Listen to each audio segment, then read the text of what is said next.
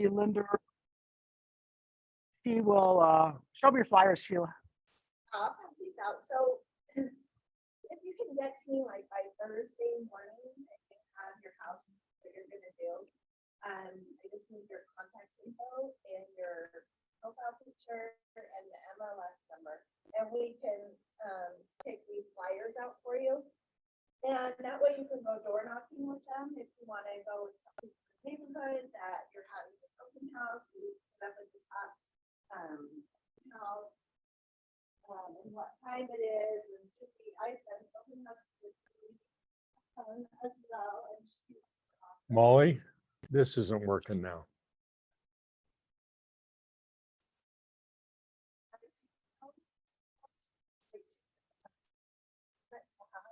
if you're gonna go door knocking, these flyers are super awesome and they're free.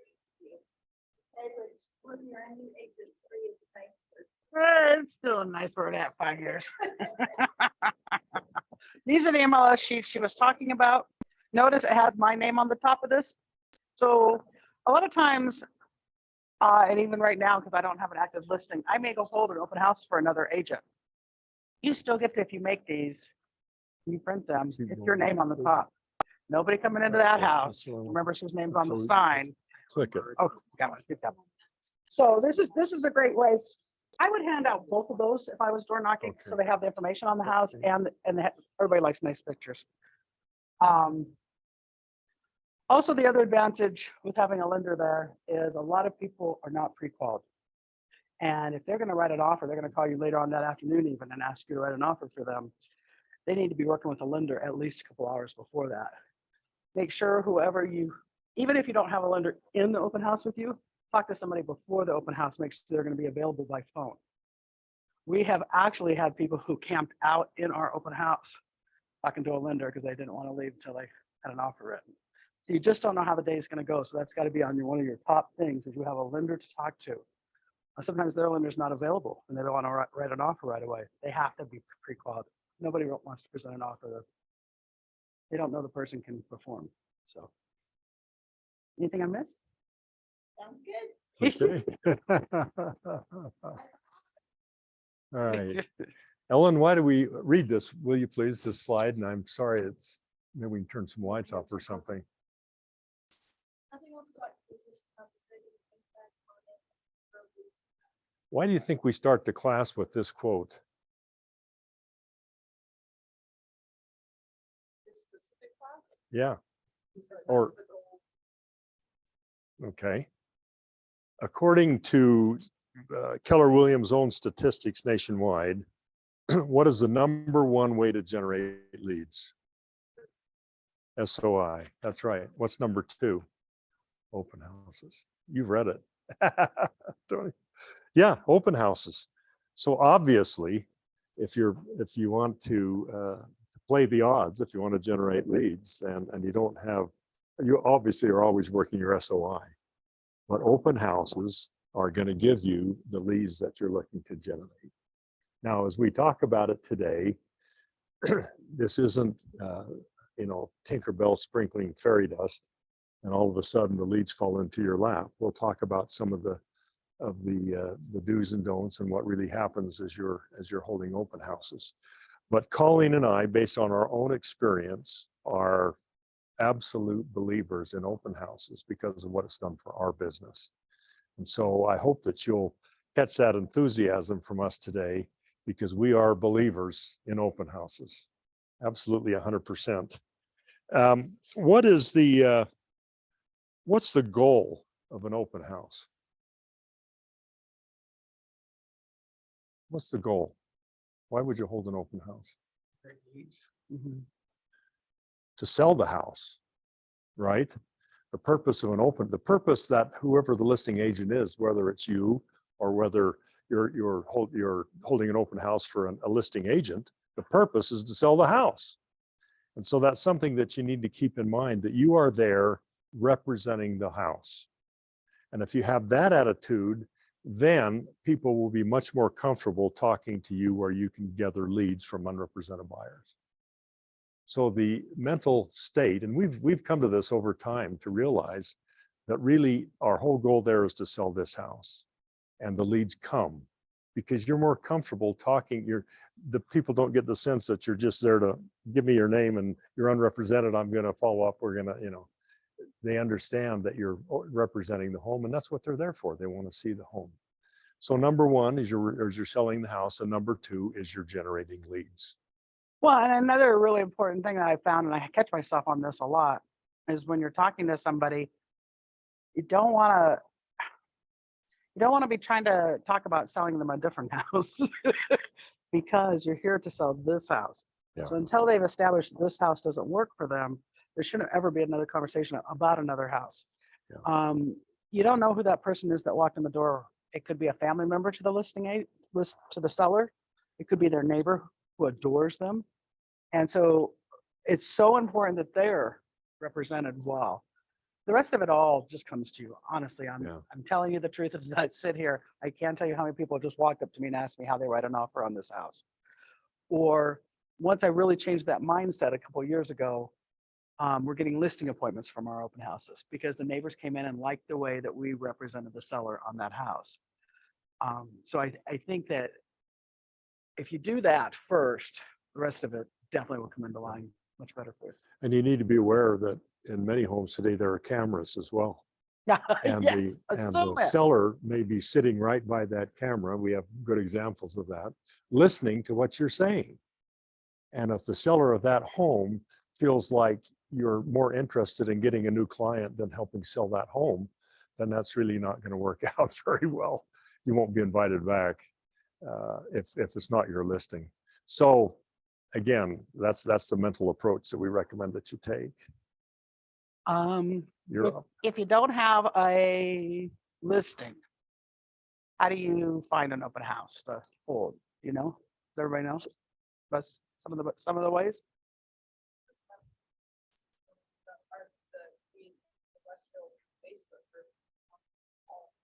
Yep.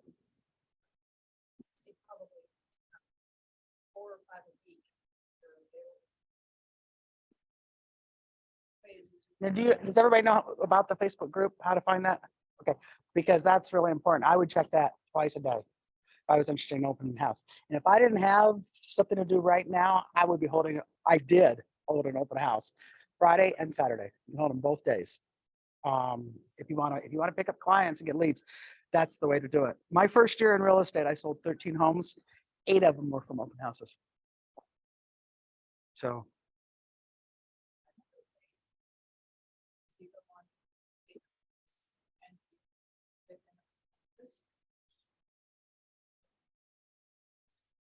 Narrow it down to this, and then I look through the listings that we have within our office, and if they're not doing it, I'll reach out to the agent. A lot of times too, this is a good way to do it. And the reason is you get to select the open house.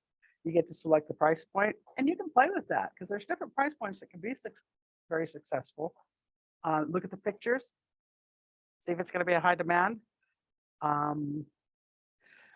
It's not bad necessarily to do an open house for something that's been on the market for 60 days if they've done a price drop or recently.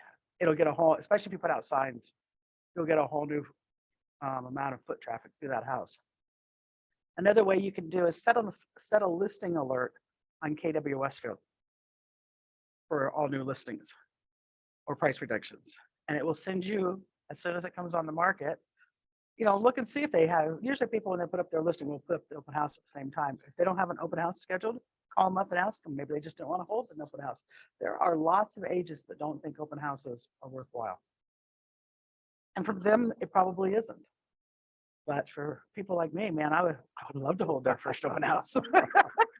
It's all about mindset. It always is.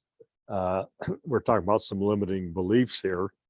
I don't have a listing to open. We've just talked about several ways that you can find a listing.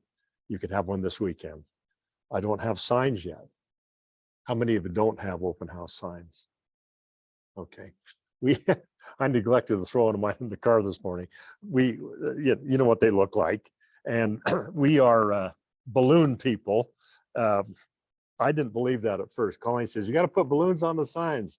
Well, I'm out there in the wind, start blowing and popping and everything else. You go, who in the world needs these? I'm a believer. They attract attention. And so that's, yeah, exactly. Where I'm going to come to the party house. Well, and our open house signs look just like a for sale sign, only it has an arrow that says open house on it. It has our pictures on it. Yeah. So for me, it's just getting publicity out all over town. I have yet to get a deal for my open house signs, not the house I was selling, but I mean, for somebody just taking down the name and going, I need her to be my agent. But it's going to happen. I'm going to have that story one day. I just know it. Hold it. We got it on Mike and Tori. That's from a for sale sign. That's true. Anyways, they're talking about marketing stuff, and they're talking about publicity and stuff. Repetition builds trust. See, I knew there was a reason. They might not write it down at that time, but when they see it multiple times, that's when to build trust, even though you've done nothing for them or never talked. That's fantastic. Yeah, I and love Stills, that. there's a phrase, repetition brings conviction. Good. Well, see, there's another reason. See it that way. In the meantime, until you get your open house signs that are personal to you, I believe the office has some that you can borrow. Talk to Molly. And I don't know any other place else. Yeah. Put it on the KW Facebook page. I'm sure there's agents that will let you borrow theirs. Most agents have just the generic, Open house. yeah, open house. We sign. do the ones with our pictures and the whole thing. Yeah, both of Which us run forgot to bring it. about $45, something like that per sign, when you do the frame and you do the sign. I may not know the answers quest visitors have. Let's defer that for a minute. We're going to talk about that at another spot in the presentation. Open houses don't work. They work, or you wouldn't be here. And I won't feel safe. I wouldn't be here. That's right. I would not. Will not be here.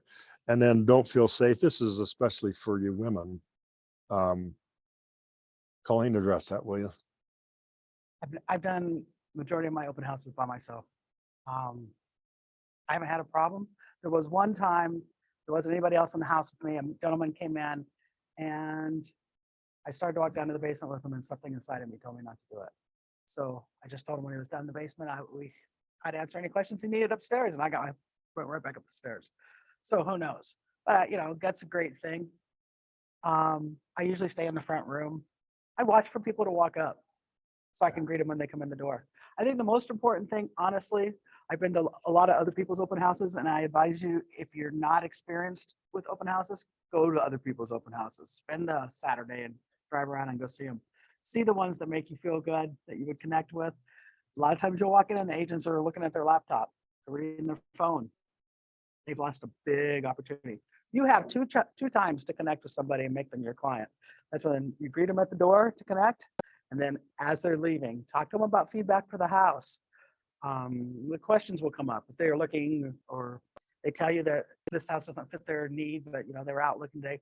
Fit in. Are you working with a good agent at that point? And at that moment, you're going to have that connection or not.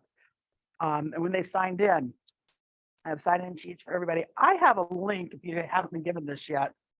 You just pass these around. You guys can each take one. It comes with 7 different sheets on it. If you send me your email, here's my card right here. After the class, I'll send you the link for this. If you have everybody that comes into the house, that's going to tell you right there whether or not they have an agent or not. I usually work my way over to the sign-in sheet real quick after they've started looking at the house and see if it says they have an agent. If it says they have an agent, then just answer questions about the house with them and, relax. It's not yours. If they don't, then that gives you extra incentive to understand that, to have more of a conversation with them and try to make that connection. If you get the connection with them, you have, in my mind, 2 days to get them in front of another house, or they're off to see another agent and another 15 open houses. So make sure you've had a conversation with them by the next day. Find them something, anything.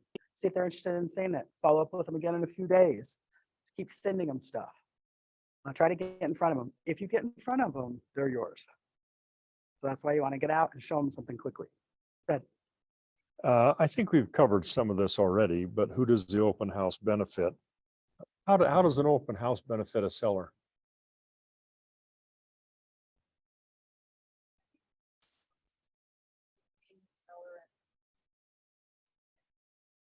Yes, very much so.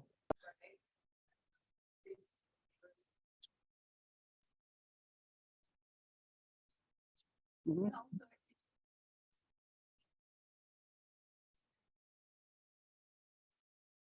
Yeah. Absolutely. No, it's exposure. There's no other way to get as many people in a house in as short a period of time as to have an open house. And so, you know, that all those things that you said, please tell me your name again. Julie, all those things you said, Julie, are correct. And again, focusing on the numbers game in real estate, you want to get it in front of as many people as you possibly can. The seller wants their home in front of as many people as they possibly see it, therefore the open house. Buyers, let me just give you this number. This is astounding.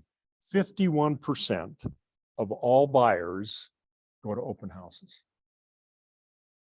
51% of buyers go to open houses. If you want to be in front of half of the market out there, you do it at an open house. I don't know of any other statistic that would convince someone more than that. Why people don't want to do open houses beyond me, they lose out on half the market. The neighbors, that's an interesting one. How does an open house benefit the neighbors?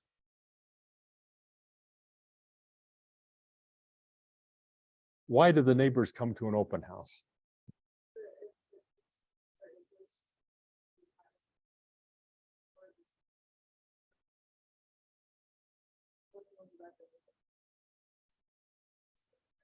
Always. That's always right. Well, and especially if you went and door knocking before the open house and invited the neighbors, you'll have a Yeah, much bigger yeah. neighbor turnout. And my favorite line with the neighbors is, this is a unique opportunity where you get to pick your own neighbors. So do you have family or friends that you'd like to live here in your neighborhood? And that works on door knocking and the neighbors that come. But yeah, nosy neighbors. I mean, they want to see, first of all, some of them have probably never been inside their neighbor's house, maybe past the living room or whatever. Yeah, And you so- hear that a lot. So they want to check out the house. And number two, they look at the listing price and compare that automatic. Even if their house is a dump, in their mind, all of a sudden it's worth what that listing price is. But yes, that's it. Well, and the Get thing- the buzz going. The thing too with door knocking, if you do at least a couple blocks around that house, you've told the sellers now, they know you've door knocked their neighbors. So now the sellers are more pleased with the eyes on their house. You've also made a connection already once with them. Now, when they show up at the open house, you have now made a second connection with them. Yeah, That's a big deal. it's it not really is. awkward at that point at all. Well, and especially They feel like they know you. if the seller tells the neighbors afterwards what a great agent you were too. Now you've got three really good things. Yeah. You know, if you got back in that neighborhood again in a month or two, tell them about another house that's on the market, all you have to do is put a listing alert on that neighborhood. Stay on top of that neighborhood. Now you're in front of that person a fourth time. You do this, somebody's going to call you because who's top of mind now for that person? You will be. Nobody else will be.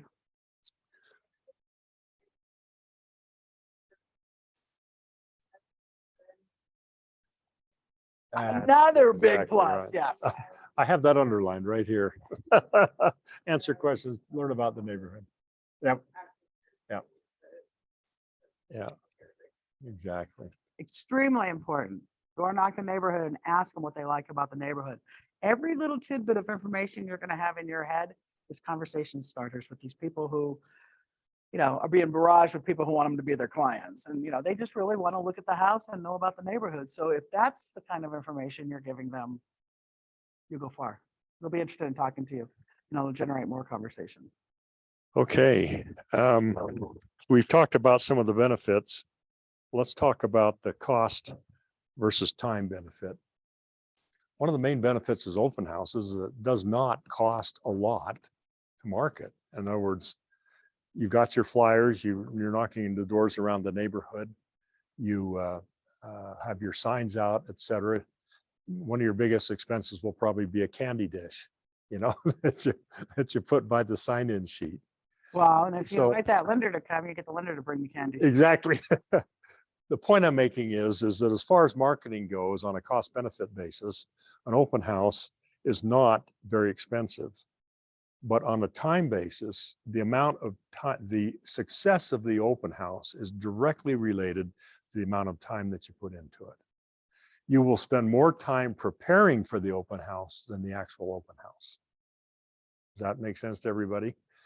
So what are the things that you're going to be doing in preparation for the open house? Well, we'll be talking about more as we go through, but we've talked about going to the neighborhood a day or two ahead and knocking, passing out. One of the benefits of doing that is, even like Colleen and I were talking about this morning, even if they have a no soliciting sign on the door, you're not soliciting, you're inviting. Invite them to your open house. You're So not selling anything. You're not selling anything. You're just inviting them to come to the open house. So with the preparation ahead of time of knocking doors in the neighborhood, getting your signs out, having everything that you need to do to prepare for the open house, then it's a big time investment compared to the amount of time of the actual open house. I have two granddaughters, that beautiful red hair, and my wife had red hair like that. So the amount of time that you spend, inversely in a sense, of the amount of time the actual open house, even after the open house, you got to clean up, take down your signs, and then sit down and do your follow-ups and everything. So not a lot of money, a fair amount of time, but boy, does it pay off. Also, in preparing for the open house, which is why it's important to figure out your open house on a Monday or Tuesday.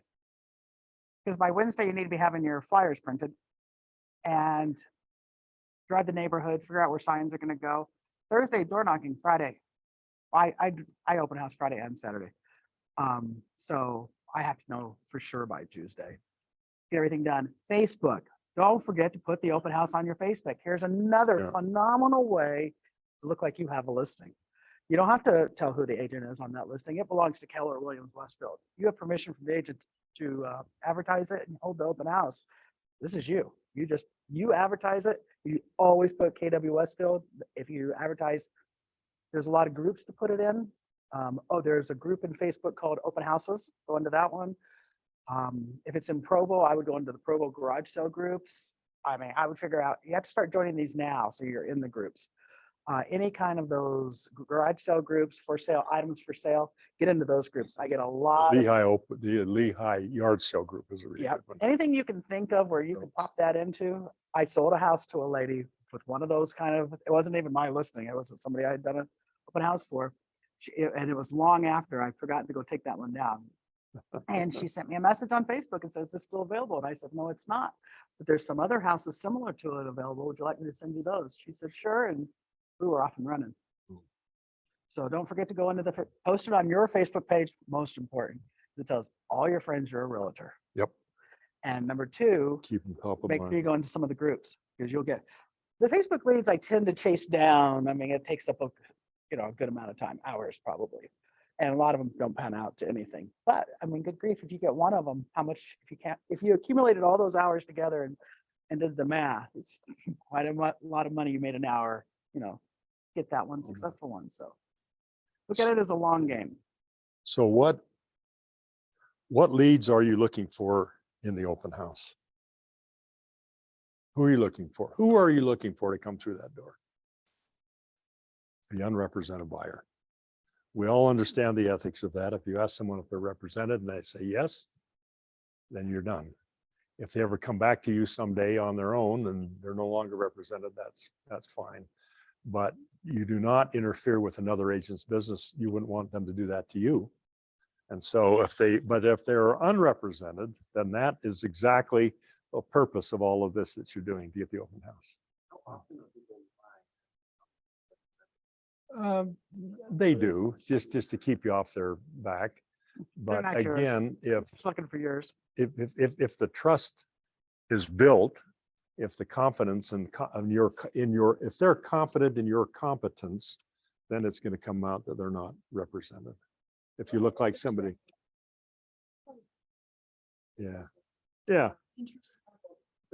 Yeah. Yeah. And there's a certain percentage of people here in Utah that want to be unrepresented. They just, lots of misconceptions. Yeah, we've been able to turn a few of those folks around and end up representing them. But so here's a true life story. Colleen, back in either 2019 or 20, when did you first sell the house to the Robinsons? What year was that? 2019. 2019, before we became partners. We became partners January 2020. She sold the house Robinsons. We come back up, now we come to 2022 and they sell the house. So we put the house on the market. It was during the crazy days of last spring where we had 36 offers. Yeah, I mean, it was nuts. But one of the guys that came through the house, we struck up a conversation and we developed some rapport, and he was looking at that home to buy for one of his children, but he didn't want to get in the frenzy of what was going on. But he said that he was thinking about at some point in the future of selling their home and moving up to Davis County. So I stayed in touch with him. I give him a call every week or two, and we stayed in touch. You know, a relationship developed through that.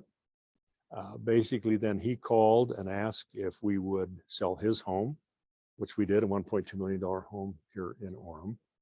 And at the open house of selling his home, a couple came in, and I struck up a conversation with them. Turned out we had some things in common, people we knew in common and whatnot. Long story short, we sold that house to them. She teaches dance at BYU, and in the basement, the guy that sold the home has two of his children, and their spouses are internationally known ballroom dancers. So they have this big thing. So when she told me she taught dance at BYU, I said, let's go to the basement. Anyway, so they bought that house. Okay, so far what's happened? Colleen had helped the sellers of the buyers. Let me get it straight. Colleen had sold a house to people in Provo. We then sold their home. That leads to me following up with this guy. We sell his home. Now the people that are buying his home also need to sell their home in Draper.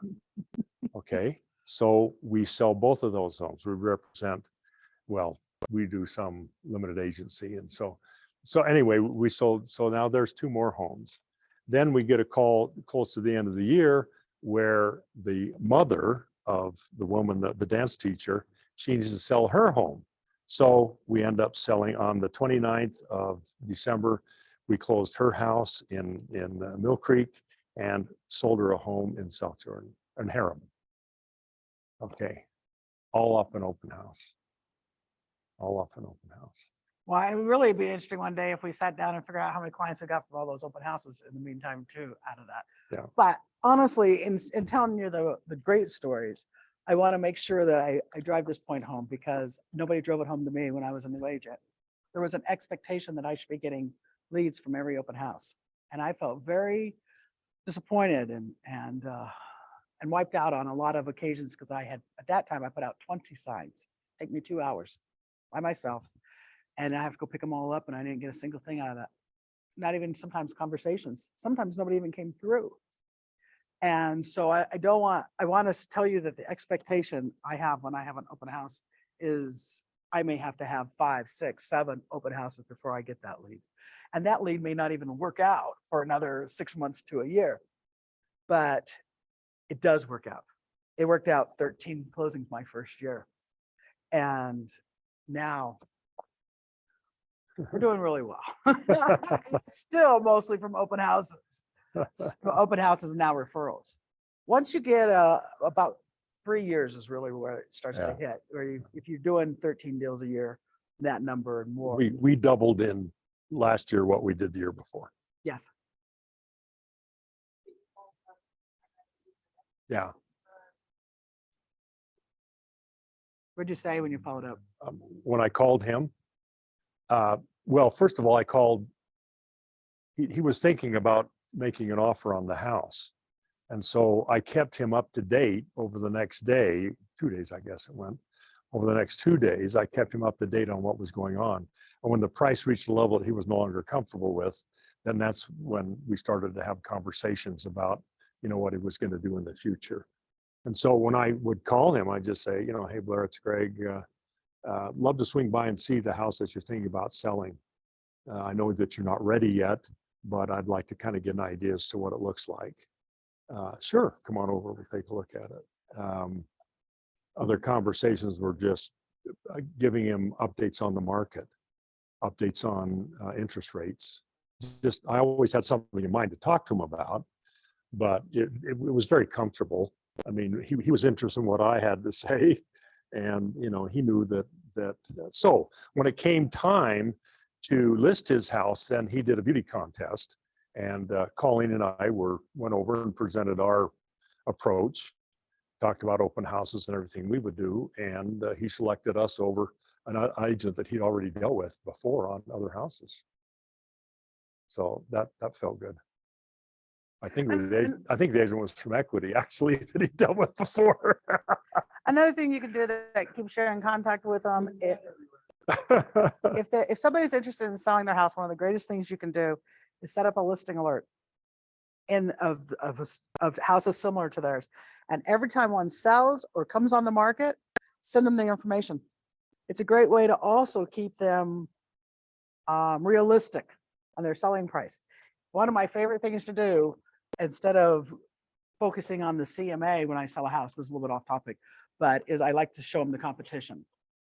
If you're have them be the buyer instead of the seller for a minute, and you're going to go see 3 houses today, what 3 houses are you going to see? And how do they compare to yours? And if you leave that alone with the sellers, they'll get their prices back into where it needs to be, because they want to be the one that's chosen out of those 3. And if their price is a lot more and there's a house that's nicer and it's less. So that's a nice conversation starter for someone who's thinking about selling their house. Send them the information about the neighborhood. Yeah, let them know, again, they need to be confident in your competence. They need to know that you understand the market. I mean, right here on the MLS, you can go to the statistics tab and look like you're, pretty smart just by looking at the numbers. Great to know about the neighborhoods and that kind of thing. Yeah. I guess that's what I'm trying to work on.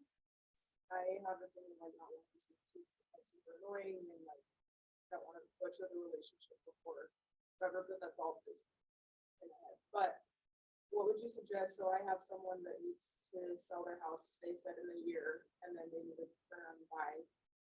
So they tell us that like usually when they say a year, like cut the time in half. But like what are some like follow-up things that to keep that contact with them? I would say provide value. I mean, you're not just calling to say, hey, have you ready to sell your house yet? I mean, that's not the conversation that you want to have. To Text provide them houses that are selling right now. They're going to want to Exactly. know that. look close in to their their neighborhood house. and see what's going on in their neighborhood. You can say, hey, did you know that the Jones, 3 streets over selling their house and it's been on the market for X number of days and here's the listing price, or it just sold or it's under contract.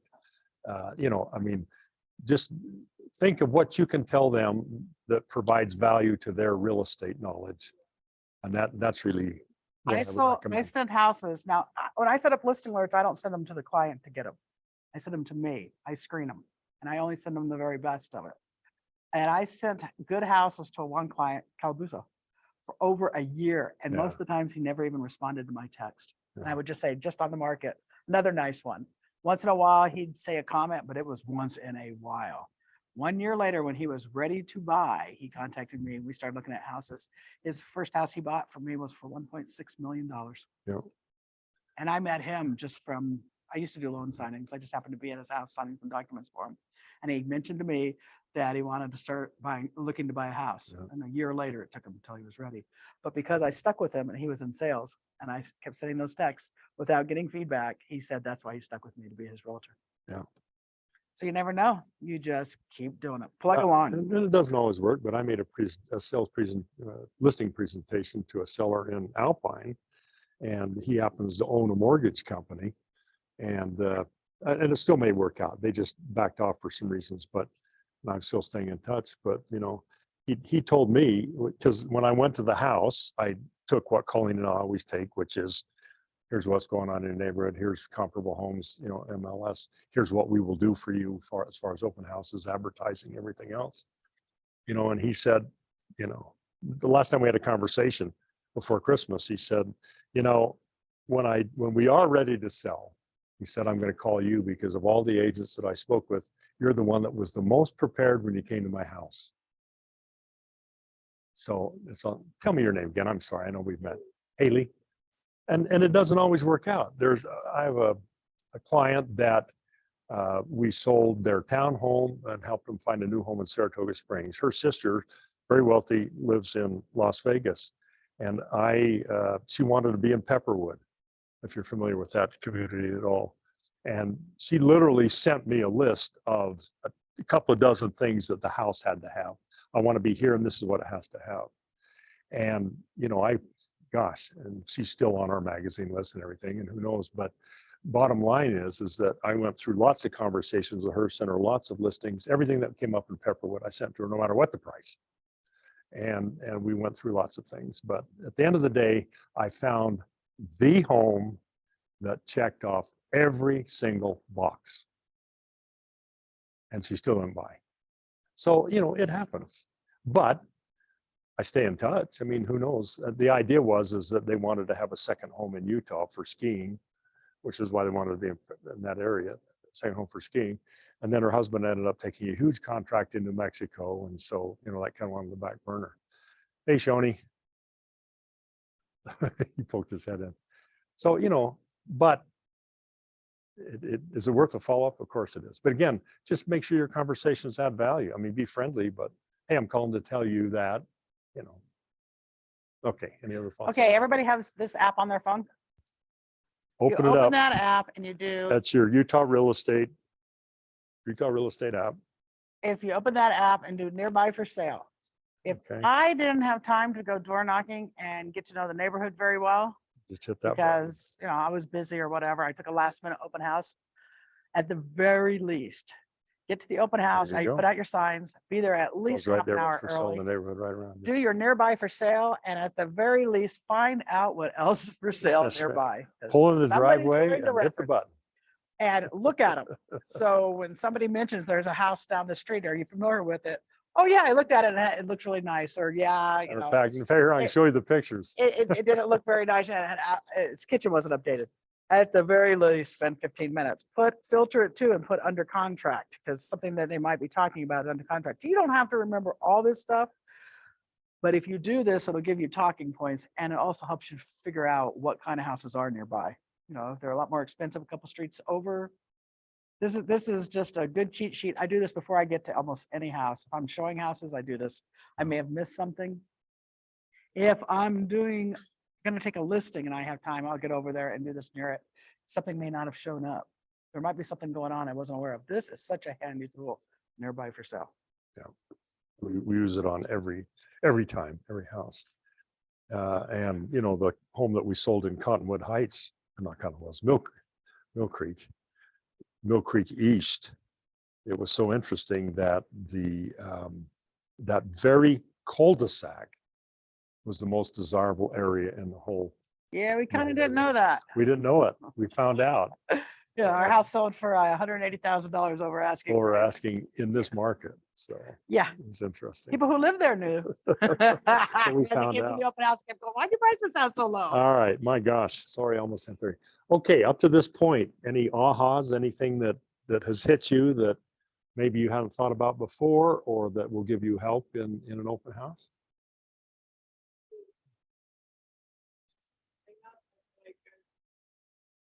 How many leads and stuff I do get, whether it's like or whatever, in my mentality of it, it's like I don't want to be super annoying to them with that could come off too much and then whatever. But even if they don't respond, the fact that you're knowledgeable and you're sending these things, it is useful. It's not, they'll still look into it. But then the first person they think of when they are gonna take it serious, that's what I feel like. I have a lot of people that aren't taking it serious, but when they get to the point where they are, then they trust me because I've been consistent with. Yeah. sending them.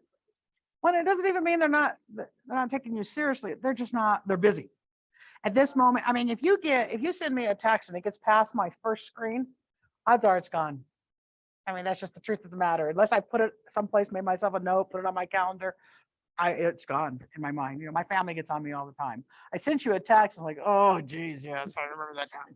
But you know, that's what happened to them, honestly. Or today's not the day that they're thinking about. They know it'll be in 2 weeks. But if you stay in contact with them, then you're still the one they'll talk to in 2 weeks.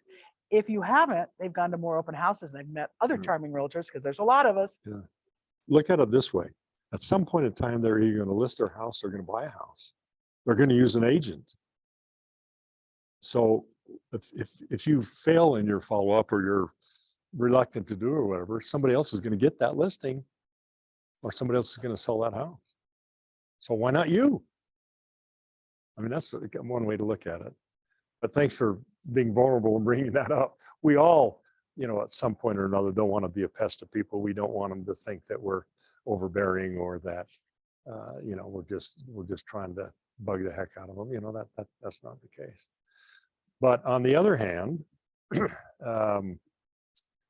a couple of weeks ago, I had a very disappointing conversation with a bishop in the ward that I'm assigned to on my calling. And he told me he's getting released because they're moving.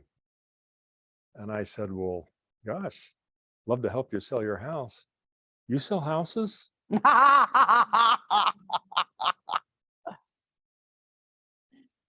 Yeah, I do. And he and I had Not to him though now. and he and I had some real estate conversations, but he'd forgotten them. I wasn't top line. I said, well, who did you use? He said, we just picked an agent. So, Yeah, they'll stay with you. okay. Any other ahas? We need to move on. Okay. Another important thing is make sure you have a person, especially if you're doing it for another agent. Who do you call for questions? Because there are going to be questions. So you need somebody you can text with during the open house. Can I ask a quick question, please? I'm on Zoom. Sure. So just a reminder that when somebody in the audience asks a question, I can't hear it. Oh, okay. I So will pass my even little if you just microphone around. summarize, that's great. But yeah, it's just hard because then you don't know really what you're answering. Thank you.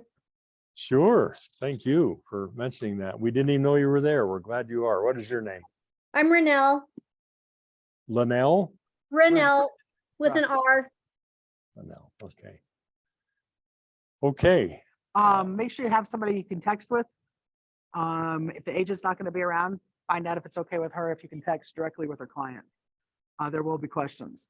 And sometimes they won't respond while the person's still in the house. Ugh, now you get to get the phone number and hopefully they're unrepresented on your sheet. But even if they're not unrepresented, get their phone number, ask them if they want you to text them or their agent, and make sure you send the answer as soon as you have it, or as soon as you're not busy in your open house. That's very important. Oh, hang on. You can just summarize what you said.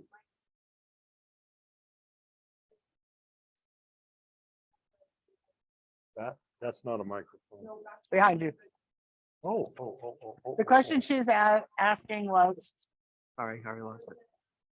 Like, if anybody asks me a question, I kind of always on that, and then like, if you don't know, it's okay to not know, but that gives you an excuse to follow up and then get their number. But we have another thing to do here. Okay. Just leave it out there. Thank you. That'd be great. Thank you. But I've grown to appreciate open houses because those are people that, like I've learned, you want to find people that need to buy, not want, because wanting will just continue to just want and whatever, but people that come into open houses, they're already past the point of like they're taking steps to do that, so they're already pretty serious in the process, so it's less time wasted for you as a kid. Thank you. I'm gonna go back to the sign thing again. A lot of well, not a lot. At least 5 houses I can think of the top of my head were sold because of the signs. These people were not actually in the market to buy a house at that time. They followed the signs in for whatever reason that day. One of my clients, she was just at Walmart shopping. Her and her husband had gotten married the previous year. They owned a townhome, wanted to upgrade to a house. And it was a good 2 miles. It was in Springville. She followed the signs in, and she's one of those. It was on a 4th of July weekend, and she came back upstairs to me and said, and mind you, we didn't have any conversations. Because how do I put an offer on this house? It's all you can do not to do the happy dance right then and there. Okay, hold the composure, hold the composure. Do you have an agent? Because I don't. I said, but would you like me to be the one that writes the offer for you? Yes. And so she wanted to bring her husband back. We ended up writing the offer, and the next question is do you have a house you need to sell? She said, yes, I do. And so I called the agent, it was Peter Morkel's house, and said, would you guys be interested in considering a contingent offer? He said, sure, send it over, Colleen. They accepted the offer. She ended up buying another house. Luckily, he got another offer, which was higher, so that worked out fine for him too. She had seen that weekend, and so we sold her house. That was simply because I took those signs out for 2 miles. That's how I got her. And there's other stories. My very first one I ever sold was a new construction house. I sat and held that house open for 5 weeks. Very few people came through it, probably 3 in the 5 weeks. But on that 5th week, one person came through that day. They'd been out with their realtor that day and hadn't seen anything they liked. Decided to stop by and see what house this was. Fell in love with the house, asked us to write the offer. They were mad at their realtor and had us write them unrepresented. So you just never know. One of our fun stories is 4 brothers from Nepal that we sold houses to. And this, we were pregnant a long time on this deal, let me tell you. What's an elephant, 2 years gestation? I think that was on this one at least. But one of the brothers, as they were getting ready to move to the new houses all on the same street, which was fun, needed to sell his home. And I had put out death-defying, and I don't recommend this unless you're very careful, in a very, very busy intersection close to the house. And I put out signs on every corner. Just be sure you watch whether it's safe to walk or not signs, and then look anyway. But anyway, put out signs in lots of places. And Mike and Fifi Nay came driving, just out looking. They're living in an apartment. They were thinking they'd like to get a home. They came because of the signs, drove in, and it was fun. I showed them the house, and Fifi sat down on the couch and said, close the door, stop the open house. We're buying this house. And the brothers he's talking about that we sold 4 houses to, we were setting up, we don't usually do this in a parking lot. Who knows why we did that day, because it was meant to be. We were separating our signs and we were going to go different ways to set them up. And we were putting balloons on our sign. And the owner of the restaurant, which is one of the 4 brothers, came over to us and said, rolls down his window and goes, you guys sell real estate? I went, we do. Matter of fact. And he goes, well, we're looking for 4 houses. They need to be close by. Long story short, well, we had they wanted to build houses next to each other. We found a piece of ground, and then guess what? Just as they were ready to close, but it was March of it still came from 2020, so COVID hit. A lot of things happened And before the restaurant was shut down. before they were ready. But after they opened, then we were able once again, open house signs. Yep, open house signs. Use the mic, please. When you were talking about how you never know and how it's really discouraging. I kind of have like a rule of thumb that, and it keeps me feeling good when I'm doing open houses, keeps the motivation. If I get 1 closing out of 10 open houses, that's approximately, I count about 6 hours of time for an open house, right?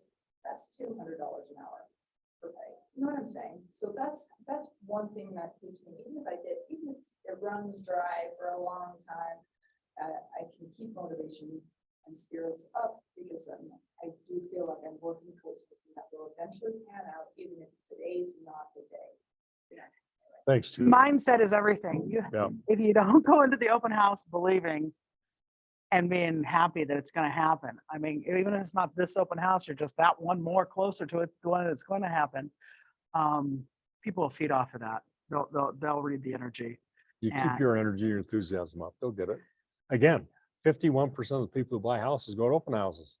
And again, you're going to do a lot that don't do anything. Don't Yep. be discouraged Yeah. because I mean, I still had a good year from my open houses, and I still to this day am selling houses from my open houses. But that doesn't mean we went on a long streak. I mean, it was for months where, especially when we first connected, where I had been doing so well. And then we started doing open houses together and we weren't getting anything.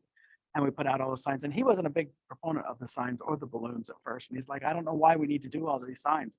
Most of the people that are coming in have already seen it online, and so they're not helping anything. And I said, they help me. I know they do, because I had this. She converted me. It took them time though, and it took a lot of work. When those signs are jingle in the back of my car, I always think it's money. That's the sound of money. It's the sound of money in my car. I don't know where the signs So have gone that's the now. most important thing I can tell you is understand that there's going to be Part of plenty that the don't. part of the preparation for the open house. Let me I'm clear just. on 716. Yeah, I am, but Okay. the slides, I don't know what happened. They went kafooey on us here. Where is let me see if I can get them back to where they go. Not that we're necessarily following totally. We're ahead of us now on these slides. I don't know how we go backwards. Doesn't matter. Okay, one of the balloons was to prepare. The client that Colleen was talking about, that we sold a home to in South Jordan, $1.6 million home. Then they came back a year later and, well, tell that story. They found another home in Vineyard. And then I'll tell you. This is in Draper. They Draper, bought the I house see. in Draper. That Draper, was the one I yeah. talked to for a year. And after only a year, they called me up and said, we need a better house, Colleen, with a bigger backyard. If you can find me, I forget what the term he kept always use, a wow house. If you can Yeah. find me a wow house, I want a big backyard. I do a lot. He's a vice president of one of the biggest solar companies. I want to have people over to entertain them. So I need a wow. And the one we sold him had a pool, but it was a very small backyard. And the neighbors could look down on it. If you can find me that house, we'll buy it. I'm thinking, okay. Well, he didn't tell me to pick Vineyard. He was in the Draper, Lehigh, Alpine's really where he wanted to be area. And he capped me, if that house was 1.6, so he capped me, I think, at 2.4. So I went ahead and spread it out anyway. And I took it out to Vineyard and voila, this house popped up, just came on the market. Clay Winder was the listing agent. And it's on the water. As a pickleball court, this waterfall thing goes into the pool, huge lot. He overlooks the lake. I mean, it's just unbelievable. Of course, I went and saw it that day and we ended up buying it. It was the only one I sold him. I mean, I showed him that time. And so, yeah. So the big backyard's all of Utah Lake. And it's a wow is house. the It point. is. Anyway, It is a we're wow house. getting ready to sell their home in Draper. And right across from their home, if you can kind of see this, the blue represents where their home is. And right across is this big 8.5 acre empty field. And doesn't look too good because there's been a lot of excavation and some junky things sitting over there, but that's right across the street. So anybody that walks in the open house, the front door, and walks out, that's what you see. It's right there. So I went to, and one of the neighbors said, well, I think there's going to be a park there someday. So I went to the Draper City Planning and Zoning Office and asked about it. Oh, yes, we're going to be building this wonderful Jensen Farms Park. It's going to be completed in 2024. And we've already put it out to the park builders, designers. And just before we select the final design, we're going to invite all the neighbors in to give us their input, and we're going to build this wonderful park. And so instead of being an eyesore, I could stand there and talk to people about, you see this is going to be a fantastic park. And I got this map from Parks and Recreation. So by having that information, number one, it took away an objection and made it a plus. And number two, it was a fantastic talking point. So that's just, just picking up on what's going on in the neighborhood and doing a little legwork. And that made a big difference. Hey, Brody. So that's just an example of the kind of things that you can and should be doing to familiarize yourself. On the MLS, how do you know how you find out what school districts you're in? It's right on the MLS, right? Tells you immediately. You can go to one of the apps and look at, what's the name of it? Anyway, it rates the schools.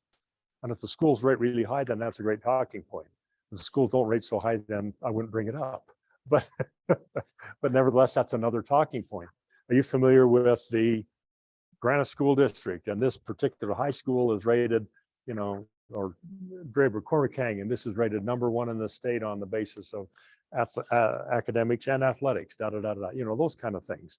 I mean, again, things to talk to people about where it doesn't seem like you're jumping on them. So all that stuff you just need to look up ahead of time. Just spend some time. Go on that app and see how good the schools are. And those kinds of things. Is there going to be a new shopping mall in the area? You know, if it's important to them, how close are they to one of the brand new temples that are going out all over the place? You know, I mean, there's all kinds of conversations that you can have with people. Okay, where are we? I think We're on we board. pretty much covered it all. I read ahead and we've hit most of the stuff. You guys have any questions for us? Seems like, if you mentioned candy dash or, sorry, he mentioned earlier like the candy dish. I once heard a thing about doing cookies.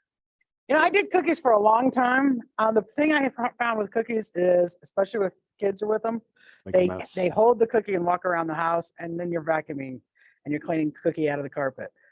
So I really got off anything that could be spilt on the carpet. COVID came and that really switched us just to wrapped candy. Yeah. I do water.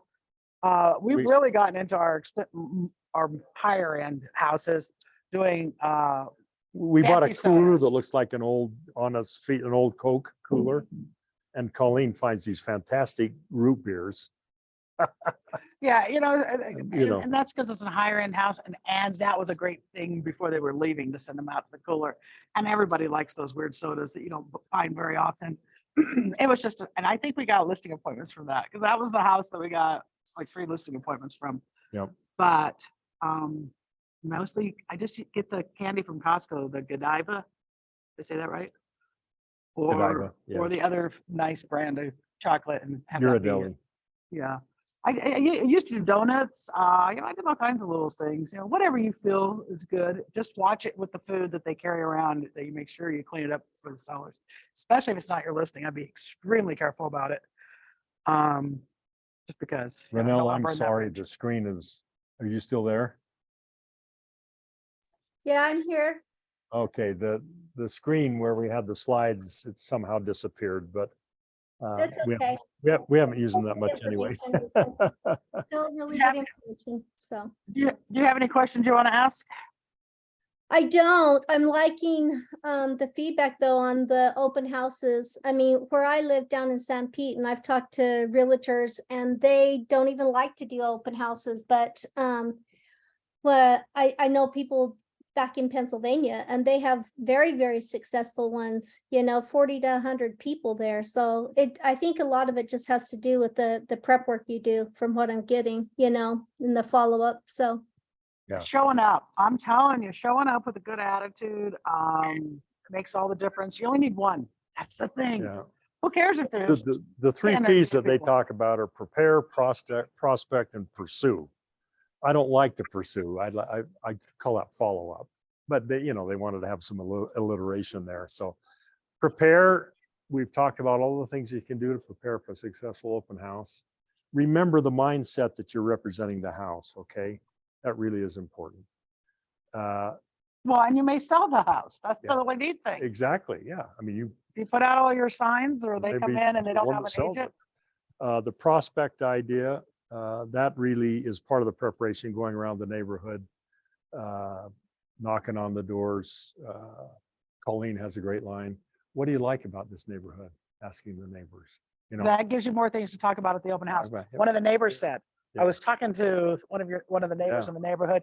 Find out how many kids are in the neighborhood. Some people that's important to. What's the demographic in the neighborhood? It's a great question to ask people. Yeah. What do they like about the neighborhood? Yeah. You know, any kind of information you can get gives you more talking points at the open house.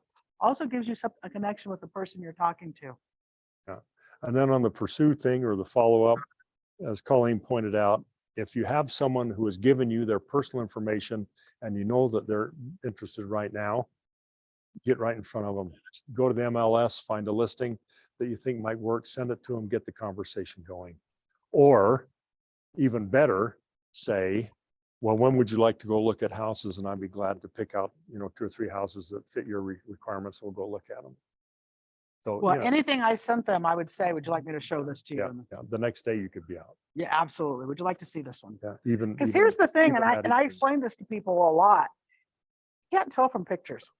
some houses, the houses that look really good on the pictures don't look really good in person. And the ones that don't look really good in the pictures are amazing in person. So, and it's just, and then also, even if it's something about the house that they don't like, I tell this to my buying clients a lot, we should go see it anyway. And the reason is it gives them something to compare to. So the more houses we can look at, the smarter they get. And people like that. They're always worried that they're wasting our time, or, you know, they're not going to buy that house, so maybe they shouldn't go see it. Every time you spend an hour with that person, you're going to be more connected to them. And every time it makes it less likely that they'll ever, if they run into somebody at an open house, they're going to let them write the offer. They're going to call you. Bring up, like, where do you bring up like getting them pre-approved? Like how serious have you thought about? Right I up don't, front. I don't, I well, do. yeah, because, well, if they ask me to show my house, I show my house no matter what. I don't make them get a pre-approval letter before we go see it. But I'm going to bring it up only because what if we're looking at houses they can't afford? It's really hard to walk down 20, 30,000. What's your budget? And the second question is, Have you talked to? do you have a lender? house that you need to sell in order to purchase the new house? And that'll tell you a lot about their finances. Now, Colleen and I have learned through experience that we are not mortgage agent. We're not lenders agents. The quicker we can get them to our go-to lender, the better it is. And then they're the ones that have the conversation with them. Well, and the reason he says go to is if they're using Wells Fargo or Quicken Loans, something like that, that might be and I'm not going to say that to them. All I'm going to advise them is information is power. Get several quotes. You know, the lender that they're using may have given them a really good quote, but let's just use Sheila, for instance. If Sheila comes in, she knows she's competing. She can actually beat a lot of quotes that she can't quote that rate. But once she has something in front of her, First Colony will beat it. And that's true with anything. You know, you get two going, they're going to have to, you know, give up more than they were wanting to give up. So it's always in your client's best interest. So yeah, we have a couple lenders in our back pocket, Sheila and Will Whitaker, another one that understand the way we do business, and they're happy to spend time putting together a net sheet. Or even if they don't get the business, they know that over time they're getting a lot of business from us. And so we can call them, get some basic information from a buyer. We could call Sheila or Will, and within minutes, if they're in their office, we can have one that we can show to the person that we're dealing to our contact, our client. What kind of questions do you ask the buyer? Like what information do you pull from the buyer to send to the lender? No, they talk to the lender. I don't get any of their financial information. The questions that we ask are the ones that we just talked about. Do you need to sell your home in order to buy this home? What's your budget? Beyond that, put them directly in touch with them. You don't even have to ask those two questions. You don't, well, I like to The just so I lender's know what gonna we're tell talking you about. all that. So what happens is the minute they talk to the lender's gonna call you when they get done and say they can qualify for this much. And that's really it. We don't need to know what their payment is. Yeah. So, yeah, and whether or not they need to sell the house. the lender's Yeah, gonna there's know all that too. stuff on the MLS where you can, you know, do the dial and here's, if it's this, and it shows the whole deal. Just have them talk to the lender. Because, and the reason you can also mention the reason it's important that they talk to the lender is because if they find a house that's really good, that's going to have other people interested in it too, you need to be able to move like this. And You get your pre-qual letter instantaneously. right, we need the pre-qual. You can't send in an offer without a pre-qual. I'm sorry, pre-approval, not pre-qual. Level value as well, right? Like, and that's something that you don't talk with your clients, like that's like, you Nope. don't do that. And so if Sheila's not there, which hopefully, you know, it's awesome when the lender is right there because they're, you know, we've talked about that before, but if they're not, you can even do an intro text with them standing there with the lender. And that's another way, because then Well, and if she's not going to be, again, I make sure I have a lender on speed dial during open house that somebody can talk to. Because honestly, I'm telling you, I sold many houses at the open house. We're writing an offer. I've actually shut down my open house and to write an offer on, you know, well, it was actually for another house. Because the market moves so fast. Last thing I want to do is be in a multiple offer situation if I don't have to. But that's That's An based on outlier. the market. yeah. We did what, But make sure 40 you have a 40 lender transactions. that you know is available at that time. Sheila's not my only lender. I have other lenders that I can call. She would always be my first choice for an open house, always. She just connects with clients that well. Yeah. I know she's got me business that I wouldn't have gotten if she wasn't there. You should have in your pocket, that wasn't that. You want to have a lender that you can call day or night. You want to have a title guy you can call day or night. Well, especially if you're doing open houses, you're gonna be doing Saturday night deals. That's all there is to it. Yep. You are absolutely gonna be working late on Saturday night. And if you can get somebody to accept your offer on Saturday night, not wait until Monday, all the better. That wasn't happening a few months back, but it's happening again now. Yeah.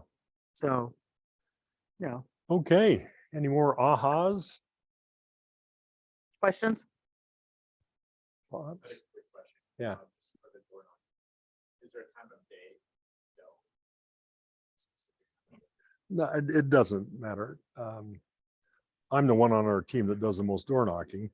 And there are two times that I go around. One is if I've planned ahead and gotten the sheet from Sheila or whoever the lender is that they printed for me, then I'd start knocking on Friday in the daytime. Thursday even, if you've got it.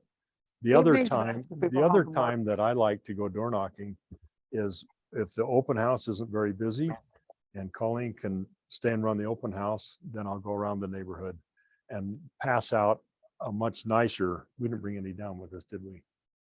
A much nicer marketing piece that we put together. It's something we only spend for luxury homes. Yeah, Yeah. it's a four That color, handout for Sheila. and is I'll pass funny. that out. But if the open house, if you're there as a team and the open house is very busy, then one of the partners can just go start knocking more doors. So, Yeah, seriously, it should have been done by Thursday. Thursday, give them time to react. If you're gonna do it for Friday, at least the day before. I mean, if you're honestly looking to do this to pick up clients, you're giving away a good portion of your chances of getting clients, not door knocking. It's an door knocking on a door to introduce yourself as a realtor is one thing. Door knocking on a door to invite somebody to your open house is a whole new ballgame. Or find out information about the neighborhood because your neighbor's selling their house and now they're helping their neighbor. So it's changed the whole dynamic at the door. It's taken them off the defense and Yeah. making them want to help their neighbor and come get information about the house. You know, that's a nice thing too. yeah. And it also gives them time to think about if there's somebody they need to get into town to see the house. Yeah, we've had that happen where the neighbors call someone, literally flies in from some other place to see the house, to be in the neighborhood. So, yeah, that's happened too. Okay. We are available anytime for questions. Take our cards. You could call me. Honestly, it will never bother me. Text me. If I'm doing something, it could be an hour before I get back to you. If I don't get back to you within an hour or two, text me again. It probably got in that line I told you about and I forgot. You get in your 60s, you'll see this starts to happen. Nudges are always good. Remember that with your clients too. It could be the case.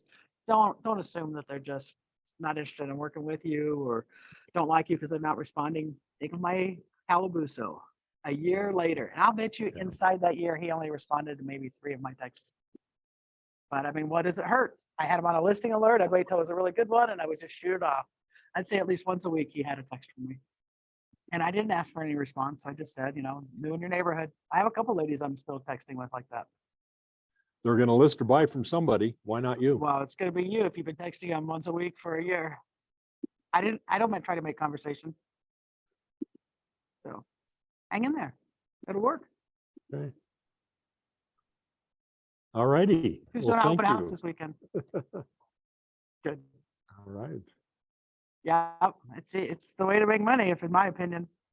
There's lots of ways to make money though in real estate, honestly. Just find which way you're comfortable with and do it. And do it regularly. You'll make it. Expect to have times where it's not all coming together. Yeah. Expect a lot of stuff you're doing today. You won't see the money for it for a year. But you will. And make the scripts, if you're using scripts and reading scripts, which is a great thing, make sure that it's authentic to you. Don't make it sound like a canned speech. Make sure that it works for you. My other big advice is go to every one of these classes. Every time KW offers something from, another agent that's selling real estate, go to them because everybody has their own little way. Everybody has their own little things that could take you years to figure out and come up with on your own. I think it's priceless. The family reunion, that's a really cool thing to go to if you want to consider getting down to Anaheim. That's going to have the top people in the nation. I've only gone to one other one, and it was for sure worth my time. It was all day long. You pick different classes to go to. This one guy really stands out. He was a door knocker. He works out of San Francisco. Phenomenal. Wilson's his name. Oh, I hope Wilson's there. I learned more from Wilson. I took notes. I would just, everybody else seemed to go do something at nighttime. I would just go back to the place I was staying and go to sleep. My brain hurt. Had that much information in there, So I would And take there's every a bit- opportunity. We're in the Moore Club. Colleen and I, you see our pictures up there. There's a class that we're going to on Thursday with the most successful commercial real estate broker in the state that's sponsored by the Moore Club. You see Brandon Fugel, anybody ever see his signs? Oh, he has that weirdo show too. And we don't have much to do with commercial real estate, but who knows, we can pick up something that I expect that we'll learn something there that is going to help us in some way or another. I think so much of real estate is practicing. Honestly, when I first got my license, I was on Angie Fisher's team. I was on her team for 3 months, and she really pushes you. So, I was talking to people at gas stations. I was talking to people at the UPS store. I was handing my card out to everybody. None of that worked for me. Somebody though, that year when that was happening, did get a deal at a gas station at the pumps. So it does happen. But what it did teach me, even though I didn't get a deal from it, is it made me more bold. It made me more comfortable when I was having those conversations to have them. So that's how it is in the open houses or do that. Always, as the years have progressed, instead of just having somebody my card, I more have real estate conversations when I'm in a group. It's so easy once you're out there having experiences to talk about some experience. Once somebody knows you're in real estate, they're going to have questions to ask you. And, I've had lots of conversations start off by, my partner and I sold 4 houses on the same street to 4 brothers from Nepal. Who is not going to want to know about that story? Right? Or if you've been going to the meetings, at the awards dinner the other night, they had Mr. Thank You there. He was really cool. Yeah. And, I can talk about Mr. Thank You. But guess what I get to say when I talk about Mr. Thank You? I was at the awards Yeah. dinner. Have you guys Yeah. got your cards? Give us one of your cards. We'll love to, if you call us, we'd love to remember who you are. Some big Judy. salesperson says always be selling. I never liked You that got a saying. card I never yet? understood what Okay. it meant, but that's what it means. It's just you're always Thanks, thinking Haley. about it. And Taylor, are you a the solo goal agent or on a I team? I joined a lot of foundations. When I first Which moved one? here, I had no SOI. Those 13 deals, I'm not kidding you, all came from open houses because I didn't know Next anybody. move? So I joined a lot of different things and I got on the school district foundation and at a golf tournament, Oh, sitting at a table, which is some real estate story. Started this table, starts asking me all these questions about real estate. And she goes, well, I have a house in Mona that we're going to sell pretty Uh-huh. soon. Would you go all the way to Mona? I'm sitting there, what are they going to I Mona? know. Yes. Well, good. Well, good luck with it. Good. And Well, so I that's saw her okay. in Mona. And Look they at those came cute in, kids, Corey. to the open What house. and adorable ones. How old are Claire they? came to us too. Well, at the time. Yeah. It all happens. You don't know where it's going to come from. You don't know The when. youngest one in that picture actually passed away. Oh, He was no. 3, Oh, I'm so sorry. I think he's about 2 in there. That one.